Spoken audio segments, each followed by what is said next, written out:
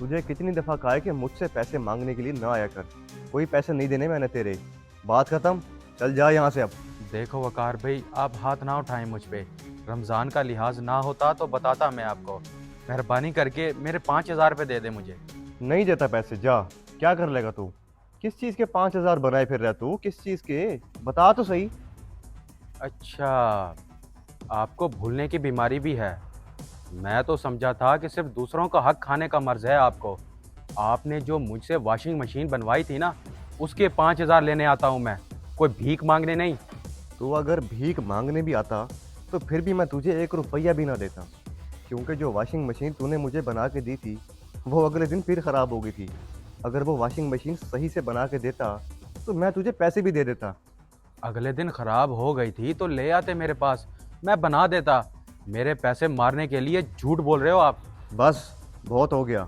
मैं कह रहा हूँ चला जा यहाँ से। रोज़ा ख़राब ना कर मेरा। मेरे सब्र का इम्तिहान ना ले। चल जा यहाँ से।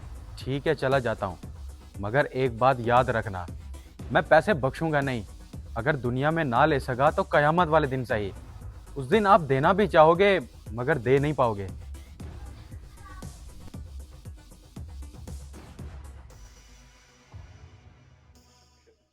नहीं कासिम चाचा, अब्बा जी की तबीयत ठीक नहीं है। काफ़ी दिनों से उनका बुखार ही कम नहीं हो रहा।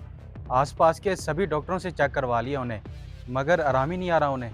ओहो, ये तो बड़ी परेशानी की बात है। अल्लाह पाक बशीर भाई को लंबी सेहत वाली ज़िंदगी दे। बेटा, अगर उनकी तबीयत नहीं संभल रही तो फिर किसी अच्छे डॉक्टर के पास लेके जाओ उन्हें। अच्छे डॉक्टर की फीस भी अच्छी लगती है और दवाइयों का खर्चा भी अच्छा खासा हो जाता है कासिम चाचा। मलिक वकार से पैसे लेने हैं मैंने। उसने अपने घर की वॉशिंग मशीन बनवाई थी मुझसे। अब वो पैसे ही नहीं दे रहा। वो पैसे देगा तो अब्बा जी को अच्छे डॉक्टर के पास ले जाऊंगा। ये तो बहुत गलत बात है। काम करा लिया है तो फिर पैसे तो देने चाहिए उसे। पैसे ना देने की कोई तो वजह बताई होगी उसने। कोई वजह नहीं है जी, बस झूठ बोल रहा है और क्या। कहता है कि बनवाने के अगले दिन फिर खराब हो गई थी, इसलिए पैसे नहीं है। आज मैं जब उससे पैसे लेने गया तो उसने धक्के दिए मुझे। मैं फिर भी बर्दाश्त कर गया, कुछ नहीं कहा। बहुत अच्छा किया बेटा, तुमने बहुत अच्छा। झगड़ा करने में कोई फ़ायदा नहीं है। तुम अब उसके पास ना जाना। पहले मैं उससे बात करके देखता हूँ। मुझे पक्की उम्मीद है कि वो मेरी बात मान लेगा और तुम्हारे पैसे तुम्हें वापस कर देगा। कुछ दिन के लिए सब्र कर सकते हो तुम। आप कहते हैं तो सब्र कर लेता हूँ मैं। अच्छी बात है। सब्र का फल बहुत मीठा होता है बेटा। बस वक्त का इंतज़ार करो।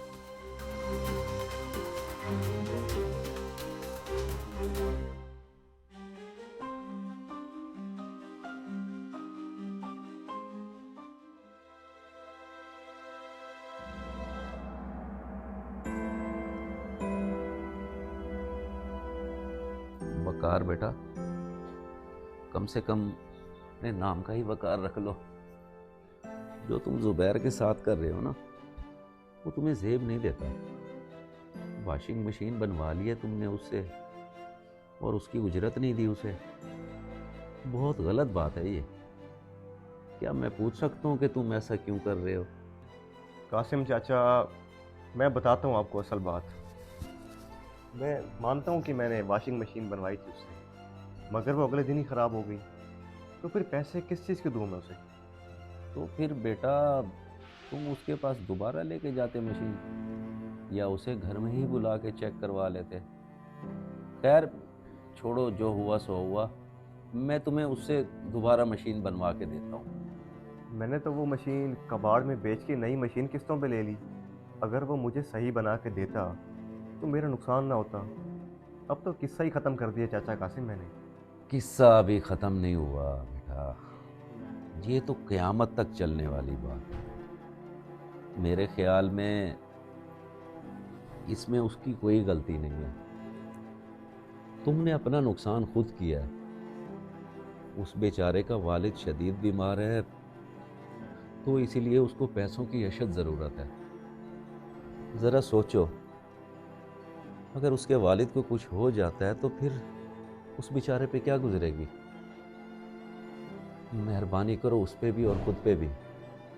कर्ज का बोझ उतार दो, वरना अगर क़यामत वाले दिन अल्लाह के दरबार में उसने तुम्हारा गिरबान पकड़ लिया तो फिर क्या करोगे तुम?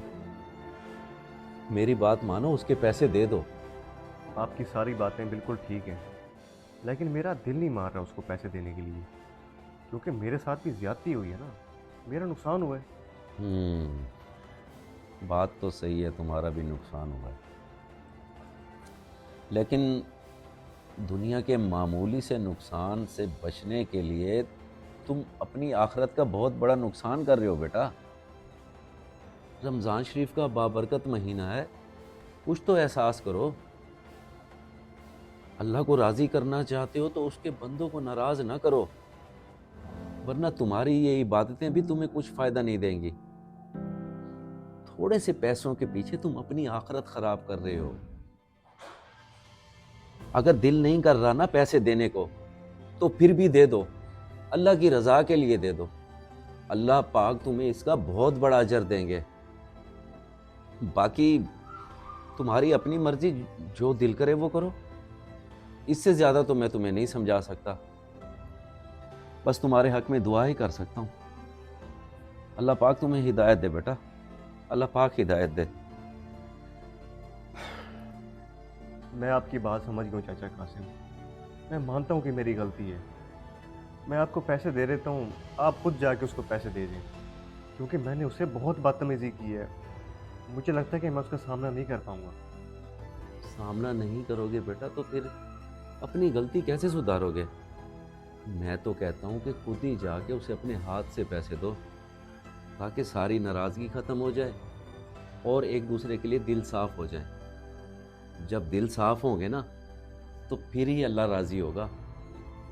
जाओ बेटा, जाओ, शाबाश, अल्लाह तुम्हें आबाद रखे। आमीन।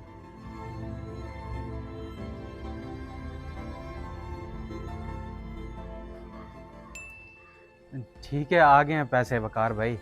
यकीन करें, मुझे इस वक्त इन पैसों की अशद ज़रूरत थी। मैंने अब्बा जी को अच्छे डॉक्टर के पास लेके जाना था, पैसे ना होने की वजह से बहुत परेशान था। आपका बहुत बहुत शुक्रिया, बड़ी मेहरबानी आपकी। नहीं नहीं, शुक्रिया मेहरबानी की कोई बात नहीं है, बल्कि मैं तो आपसे शर्मिंदा हूँ। मेरी वजह से आपको परेशानी हुई। अल्लाह ताला आपके वालिद साहब को सेहत दे, हो सके तो मुझे माफ़ कर देना। मैंने आपको माफ़ किया, अल्लाह पाक भी हम सबको माफ़ करें। अगर मशीन ख़राब हो गई थी तो ले आते मेरे पास, मैं दोबारा बना देता, और दोबारा बनाने के आपसे कोई पैसे ना लेता। छोड़ें इस बात को, जो हुआ सो हुआ, गलती मेरी ही है। बहुत शुक्रिया आपका। जिसने किसी का कर्जा देना हो और वो दिए बगैर मर गया, तो उसकी मिसाल ऐसे है कि जो आदमी अल्लाह के रास्ते में शहीद हो, फिर जिंदा हो, फिर शहीद हो और फिर जिंदा हो, तो भी जन्नत में नहीं